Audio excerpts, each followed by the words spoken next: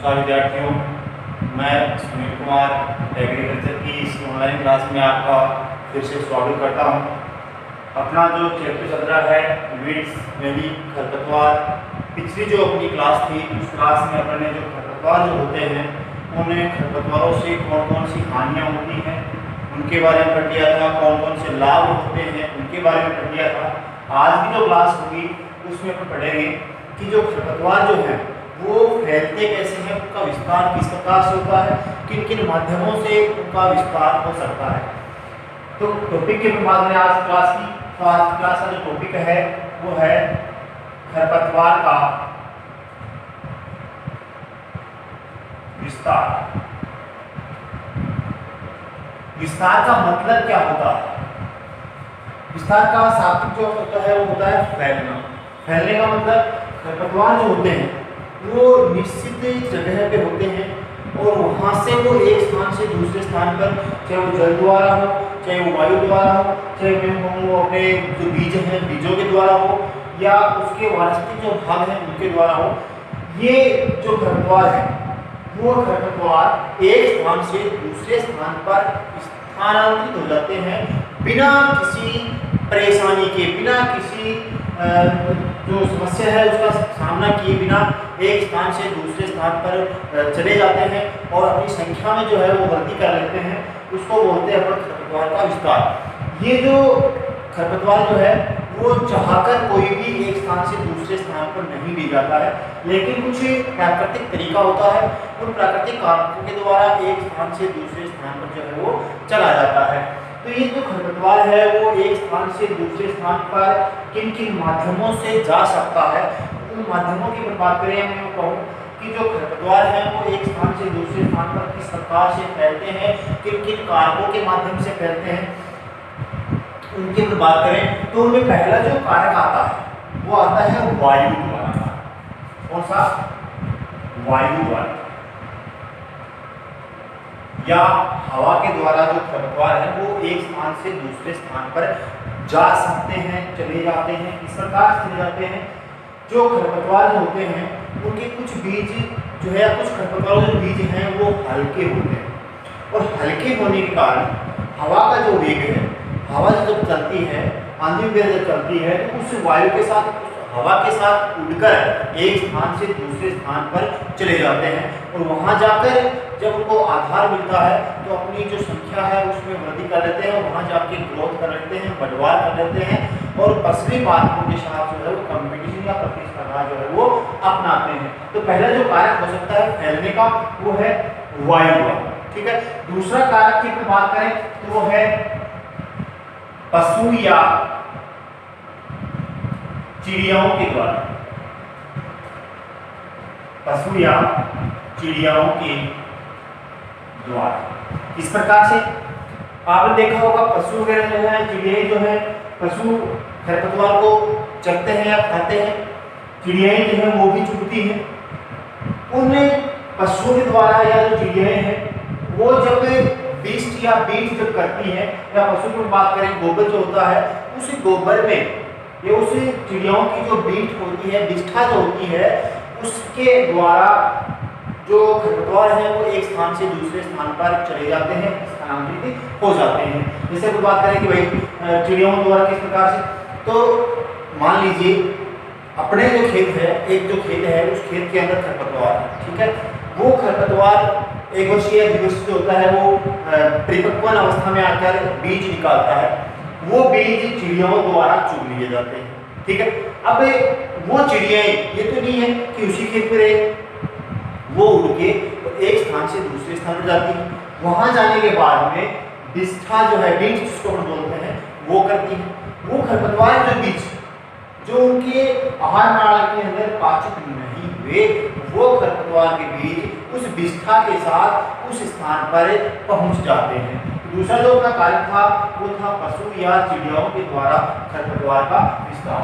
तीसरा जो कारक जो है उसकी बात करें तो वो है जल के द्वारा, जल द्वारा विस्तार। जो जलीय पादप हैं वो जो परिपक्व होते हैं तो उनकी कुछ जो वानस्पतिक भाग की बात करें या उसके जो बीज हैं उनकी बात करें तो वो उसी पानी के अंदर ही रहते हैं। जो जलीय जो पादप होते हैं जल के अंदर उगते हैं, उनके बीज या वानस्पतिक भाग जो है वो जल में रहेंगे। जब किसी कारणवश या जब जल का प्रवाह होता है तो उस तेज धार के साथ पानी का जो बहता हुआ जो पानी है उसकी तेज धार के साथ वो जो खरपतवार है पानी के साथ बहकर एक स्थान से दूसरे स्थान पर पहुंच जाते हैं और इस प्रकार से जो खरपतवार है उसका विस्तार हो जाता है या जो खरपतवार जो बीज है वो एक स्थान से दूसरे स्थान पर पहुंच जाते हैं। जैसे कि बात करें जलकुंभी की, जलकुंभी ये क्या है, एक जलीय पादप होता है, जल के अंदर इसकी ग्रोथ होती है, जल के अंदर ही ये पाया जाता है। जब तेज धारा जो है उसमें जो जल बहेगा प्रवाहित होगा तो वो जलकुंभी के जो वानस्पतिक भाग हैं या जो बीज हैं वो एक स्थान से दूसरे स्थान पर चले जाते हैं। इसके अलावा अगले कारक की बात करें तो वो होता है मानव के द्वारा। कौन सा? मानव द्वारा विस्तार, मानव द्वारा विस्तार। अब आपके मन में ये चल रहा होगा स्टूडेंट्स कि जो मानव होता है वो तो खरपतवार को चाहता ही है ना, तो मानव एक बुद्धिजीवी होता है, वो खरपतवार को चाहता नहीं है, वो किस प्रकार से इन खरपतवारों का विस्तार करने में सहायक होता है ना। तो सोचने वाली बात है। जो थ्रेसिंग के लिए अपन जो थ्रेशर वगैरह है या थ्रेसिंग जो मशीन होती है वो काम में लेते हैं, उन फसली पादपों के साथ खरपतवार भी पाए जाते हैं। सही है। जब मानव जो है वो उन थ्रेसिंग मशीनों को बिना साफ की एक स्थान से दूसरे स्थान पर जाएगा तो वहां पर वो जो खरपतवार के बीज उस थ्रेसर में फंसे हुए थे वो पहुंचेंगे नहीं पहुंचेंगे। इसके अलावा हम बात करें कि जो मशीनरी जो होती है, मानव चलित जो मशीन होती है वो मशीन के जो टायर वगैरह होते हैं उन टायरों के साथ जो खरपतवार के बीज है वो चिपक जाते हैं। जब मानो उस थ्रेसिंग मशीन या उस कृषि यंत्र जो है उस यंत्र को एक स्थान से दूसरे स्थान पर ले जाएगा तो वहां तक वो जो खरपतवार है वो पहुंच जाते हैं, उनका विस्तार हो जाता है। सही है। इसके अलावा अपन कुछ कारकों की बात करें तो हो सकता है खाद के द्वारा। इसके द्वारा, खाद के द्वारा विस्तार। तो खाद जो होती है वो फसली पादपों के लिए आवश्यक होती है। क्यों होती है? क्योंकि उसमें सभी पोषक तत्व प्रचुर मात्रा में पाए जाते हैं। सही बात है। लेकिन कई बार क्या होता है, अपरिपक्व खाद या बिना सड़ी गली खाद या मैं कहूँ कि कच्ची खाद जो होती है वो काम में ली जाती है। किसके द्वारा? किसान के द्वारा। उस खाद में जो मिले हुए खरपतवार जो होते हैं वो गल नहीं पाते हैं, सड़ नहीं पाते हैं, नष्ट नहीं हो पाते हैं, उस कच्ची खाद को अपन खेत में डाल देते हैं। ऐसी स्थिति में उस खाद में मिले हुए जो खरपतवार हैं वो कहाँ तक पहुँच गए? खेत तक पहुँचे जाते हैं। या फिर आपने देखा होगा या सोचा होगा या जो गौशाला जो होती है उनमें किसान जो है वो गोबर की खाद लेके आता है आवश्यकता पड़ने पर। तो उसी जो गौशाला के जो पशु जो होते हैं वो बाहर चल के आते हैं, वो जो खाद होती है उस खाद के अंदर सारे जो खरपतवार लगभग जो खरपतवार हैं वो पाए जाते हैं। किसान द्वारा उस खाद को गौशाला से कहाँ ला गया? खेत में लाया गया। वो जो बीज जो कहीं दूसरी जगह के थे वो गायों के माध्यम से कहाँ तक पहुँचे? जो गौशाला जो होती है वहां तक पहुंचे। वहां से जो कच्ची खाद जो है वो किसान द्वारा कहाँ ले जाएगी? अपने खेत में ले जाएगी। तो वो जो खरपतवार के जो बीज उसमें मिले हुए थे वो कहाँ पहुंच गए? अब किसान के खेत में पहुंच गए। तो इस प्रकार से जो खरपतवार है उसका फैलाव या उसका जो विस्तार है वो हो सकता है। पहला कारक है वायु द्वारा, पशु या चिड़ियों द्वारा, जल द्वारा, मानव के द्वारा और खाद के द्वारा। ये तो था विस्तार में काम आने वाले कारक या विस्तार में सहायक जो कारक हैं। अब बात यह आती है कि एक स्थान से दूसरे स्थान पर चले गए, लेकिन उनका गुणन किस प्रकार से होते हैं? वो अपनी संख्या में भी वृद्धि करते हैं। जैसे ये जो कारक है वो सिर्फ खरपतवारों को एक स्थान से दूसरे स्थान तक पहुंचाने में सहायक कारक थे। ये कुछ फैक्टर्स हैं, इन फैक्टरों के द्वारा, इन फैक्टर्स के द्वारा जो खरपतवार है वो एक स्थान से दूसरे स्थान तक पहुंचते हैं। लेकिन आपने देखा होगा एक बार अपने जो खेत होता है उस खेत के अंदर जो खरपतवारों की संख्या होती है वो कम होती है, अपन ने इससे कोई भी कार्य काम में नहीं किया, लेकिन फिर भी उनकी संख्या में क्या हो जाती है, वृद्धि हो जाती है, वो फैल जाते हैं, विस्तृत हो जाते हैं। वो किस प्रकार से हो सकता है? तो अगला जो अपना टॉपिक आता है, अगला जो पॉइंट आता है वो आता है अपना खरपतवार के गुणन का विस्तार। गुणन का मतलब उसकी संख्या में वृद्धि होगी। ये जो ऊपर वाले अपन ने जो फैक्टर पढ़े हैं अभी वायु के द्वारा, पशु द्वारा, जल द्वारा, मानव के द्वारा, खाद के द्वारा, ये सारे फैक्टर्स है। इन फैक्टर्स के द्वारा जो खरपतवार हैं, जो वीड्स होते हैं, वो एक स्थान से दूसरे स्थान तक केवल पहुंचते हैं, उनकी संख्या में वृद्धि नहीं होती। उनकी संख्या में वृद्धि ना तो वायु के द्वारा होती, ना पशु या चिड़ियाओं के द्वारा होती है, ना जल द्वारा होती है, ना मानव के द्वारा होती है, और ना ही खाद के द्वारा होती है। उनकी संख्या में जो वृद्धि होती है वो किन किन कारकों के द्वारा होती है?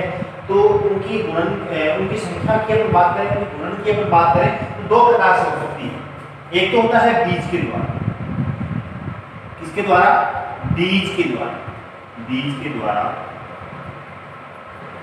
गुणन। दूसरा इसका जो पार्ट आता है वो आता है वानस्पतिक भाग द्वारा। वानस्पतिक भाग द्वारा जो खरपतवार होते हैं वो या तो बीज के द्वारा अपनी संख्या में वृद्धि करते हैं, गुणन करते हैं, या उसके जो वानस्पतिक जो भाग होते हैं, वानस्पतिक भाग का मतलब जड़, तना या पत्ती, है ना? तो बीज के द्वारा और वानस्पतिक जो भाग है उस खरपतवार के, इन दो माध्यमों से ही जो खरपतवार जो है वो अपनी संख्या में वृद्धि करता है। बीज के द्वारा किस प्रकार से करता है? तो बात करें अपन, कुछ आप देखा होगा कुछ खरपतवार ऐसे होते हैं जो एक वर्षीय होते हैं। एक वर्षीय का मतलब एक वर्ष के अंदर उसका जो जीवन काल है वो कंप्लीट हो जाता है। कहने का मतलब उसके अंकुरण से लेके और परिपक्वन तक का समय जो है वो 1 वर्ष या 2 वर्ष में कंप्लीट हो जाता है। जब उनका परिपक्वन आता है, जो खरपतवार पकता है, तो एंड जो स्टेज होती है, लास्ट जो स्टेज होती है, उसमें वो परिपक्वन के समय क्या पैदा करता है? बीज पैदा करता है प्रजनन के द्वारा। और बीज जो है, एक बीज था, पादप बना, उस पादप का जब परिपक्वन हुआ तो उस बीज से हजारों बीज जो है, सैकड़ों जो बीज है वो तैयार हो जाते हैं, या अपनी जो बीजों की संख्या जो है उसमें वृद्धि कर लेते हैं। सही है? तो बीज के द्वारा जो खरपतवार है कौन कौन सी? 1 वर्षीय, वह द्विवर्षीय पादप जो होते हैं वो किसमें? प्रजनन द्वारा। प्रजनन द्वारा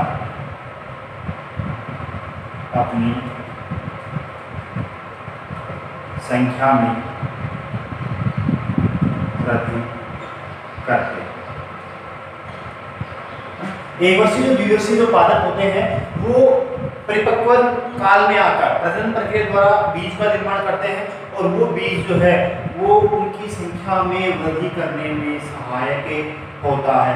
तो पहला जो गुणन है बीज के द्वारा, उसमें 1 वर्षीय और जो द्विवर्षीय जो पादप है वो प्रजनन द्वारा अपनी संख्या में वृद्धि करते हैं। वानस्पतिक और भाग की बात करें, वानस्पतिक भाग कौन कौन से होते हैं? जड़, तना या पत्ती। ये वाला जो भाग है इनके द्वारा, पत्तियों के द्वारा जो खरपतवार हैं वो अपनी संख्या में वृद्धि कर सकते हैं। जैसे आपने देखा होगा कि जो कुछ खरपतवार ऐसे होते हैं जो जड़ों के द्वारा, या कुछ खरपतवार जो भूमि के अंदर जो जड़ों के अंदर जो गांठें पाई जाती हैं उन गांठों से भी अपनी संख्या में वृद्धि कर लेता है। कुछ ऐसे होते हैं जो पत्तियों के द्वारा, कुछ ऐसे होते हैं जिनका भूमि के ऊपर वाला जो भाग है, ऊपरी भूस्थाली जिसको हम बोलते हैं, उनके द्वारा जो अपनी संख्या है उस संख्या में वृद्धि कर सकते हैं। तो कौन कौन से कारक हो सकते हैं, कौन कौन से वानस्पतिक भाग हो सकते हैं जो खरपतवारों की संख्या में वृद्धि करने में उसके गुणन में सहायक होते हैं। तो पहला इसका है प्रकंद वाला भाग, प्रकंद या जड़ स्कंद। ये वाला जो भाग है, प्रकंद का जो भाग है, वानस्पतिक भाग जो खरपतवार का होता है, उसके द्वारा कई बार कुछ खरपतवार ऐसे होते हैं जो अपनी संख्या में क्या कर लेते हैं, वृद्धि कर लेते हैं। एक भाग से एक पौधे से सैकड़ों जो खरपतवार के जो पौधे हैं वो तैयार हो जाते हैं। दूसरा की बात करें ऊपरी भूस्थानी, ऊपरी भूस्थानी। तीसरा कारक की बात करें अंतः भूस्थानी। अगले कारक की बात करें भूस्थानिका। इसके अलावा होती है जड़ वाला जो भाग होता है उसके द्वारा भी अपनी संख्या में जो वृद्धि है वो कर लेते हैं। इसके अलावा कंद वाला भाग, पादप का जो कंद होता है उस कंद के द्वारा अपनी संख्या में जो है वो वृद्धि कर लेते हैं। कुछ खरपतवार ऐसे होते हैं जिनके कांटों के द्वारा सल्क कंद, कौन से कंद, सल्क कंद, कांटों वाले जो भाग होते हैं उनके द्वारा भी अपनी संख्या में वृद्धि कर लेते हैं। ये वानस्पतिक भाग है। कौन कौन से, प्रकंद वाला भाग है, जो तने वाला जो भाग है या भूमि के ऊपर वाला जो भाग है, तना हो सकता है, उसका डंठल हो सकता है। अंतर भूस्थानिका भूमि के अंदर का वाला जो भाग है या उसके जो पार्श्व जो जड़ें पाई जाती हैं उनके द्वारा भूस्थानिका या जड़ या कंद या सल्क कंद जो भिन्न रोम आते हैं, कांटों जो संरचनाएं आती हैं उनके द्वारा भी जो खरपतवार हैं वो अपनी संख्या में वृद्धि कर लेते हैं। इसके अलावा एक खरपतवार ऐसा भी है जिसका छोटा सा भाग, कोई भी भाग हो उसका, क्योंकि वो जो भाग होता है उसका अल्प भाग भी पूरे पादप की जो संख्या है, पूरे पादप का जो निर्माण है वो कर लेता है। आपने नाम सुना होगा अमरबेल का, इसका अमरबेल। ये जो अमरबेल होती है पीले रंग की होती है। आप देखा होगा विभिन्न जो झाड़ियाँ होती हैं उन झाड़ियों के ऊपर जो कुछ वृक्ष होते हैं उन वृक्षों के ऊपर पीले रंग की धागेनुमा संरचना है, ये जो खरपतवार है वो फैला रहता है, उसका नाम होता है अमरबेल। इस अमरबेल जो वाला जो भाग है, छोटा सा टुकड़ा भी अपन यदि किसी पादप पे डाल दें,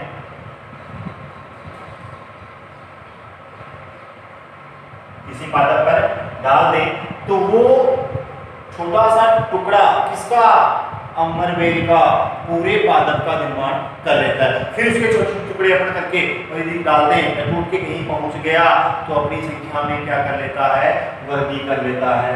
ये था अपना खरपतवार का विस्तार। विस्तार की बात करें तो कुछ कारक थे जिन फैक्टर्स के द्वारा, इन कारकों के द्वारा जो खरपतवार है वो एक स्थान से दूसरे स्थान पर फैलता है या खरपतवार का विस्तार होता है। पहला इसमें फैक्टर काम आया था वो था वायु के द्वारा। दूसरा फैक्टर की बात करी थी पशु या चिड़ियाओं के द्वारा, जो उसकी विष्ठा है या जो गोबर वगैरह है उसके द्वारा। जल के द्वारा जैसे जलकुंभी की हमने बात करी थी। जलकुंभी वाला जो भाग पादप होता है वो पादप उसका जो वानस्पतिक जो भाग है या जो बीज है वो पानी में रहेगा। जब पानी का प्रवाह होता है तो उस तेज धार के साथ जलकुंभी के जो बीज हैं उसके वानस्पतिक जो भाग हैं वो एक स्थान से दूसरे स्थान पर विस्तृत हो जाते हैं, फैल जाते हैं। मानव की बात करी थी, जो कृषि क्रियाएं जो हैं, खेती कार्यों में काम आने वाले जो यंत्र है उन यंत्रों के द्वारा भी जो किसान है वो एक स्थान से दूसरे स्थान पर ले जाता है। जैसे थ्रेशिंग था या जो कृषि यंत्र जो थे ट्रैक्टर वगैरह, उनके पहियों के साथ या थ्रेशर के अंदर जो घसकर खरपतवार के जो बीज हैं वो एक स्थान से दूसरे स्थान पर चले जाते हैं। यदि एक कच्ची खाद को काम में ले तो उस खाद में मिले हुए जो खरपतवार के बीज हैं वो एक स्थान से दूसरे स्थान पर चले जाते हैं। ये जो फैक्टर थे। फिर अपन ने बात की थी उनकी संख्या में वृद्धि किस प्रकार से होती है, उनका गुणन किस प्रकार से हो सकता है। तो पहला इसका जो भाग था वो था बीज के द्वारा, दूसरा भाग था वानस्पतिक भागों के द्वारा। तो बीज के द्वारा जो एक वर्षीय द्विवर्षीय जो पादप है जब वो परिपक्व होते हैं तो प्रजनन क्रिया द्वारा नए बीजों का निर्माण करते हैं और एक बीज से सैकड़ों जो बीज हैं वो तैयार हो जाते हैं। वनस्पति भाग के अंदर बात करें, जड़ स्कंद है, उत्तरी भूस्थारी है, अंतः भूस्थारी है, भूस्थारिका है, जड़ है, कंद है, सल्कगंध है। इनके द्वारा जो वनस्पति भाग है इनके द्वारा भी जो खरपतवार है उसकी संख्या में वृद्धि होती है, जो फलन है उसकी सहायक होता है। इसके अलावा बात करी थी अमरवेल की।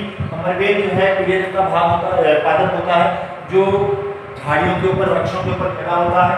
इसका एक छोटा सा टुकड़ा अपन कहीं डाल दें या कहीं गिर जाता है तो उस छोटे से टुकड़े से नए पादप का जो विकास है वो हो जाता है। एक अमरवेल का जो पौधा होता है उससे हजारों की तादाद के अंदर संख्या के अंदर नए जो खरपतवार हैं उनका विकास हो सकता है। तो ये था हमारा टॉपिक खरपतवार का विस्तार और उनकी संख्या में वृद्धि। आई होप आपके समझ में आया होगा। नेक्स्ट जो अपनी जो क्लास होगी उस क्लास के अंदर अपन पढ़ेंगे कि जो खरपतवार जो है उनको रोका कैसे जाए। ये जो हानियां पहुंचा रहे हैं, ये जो अनावश्यक रूप से जो पौधे हुआ है जिसको अपन खरपतवार कह रहे हैं, वो खरपतवार जो है उसको रोका किस प्रकार से जा सकता है, किन किन सिद्धांतों के द्वारा इन ये जो खरपतवार है उनको रोका जा सकता है, इसके बारे में पढ़ेंगे नेक्स्ट क्लास में। ठीक है, तब तक के लिए धन्यवाद।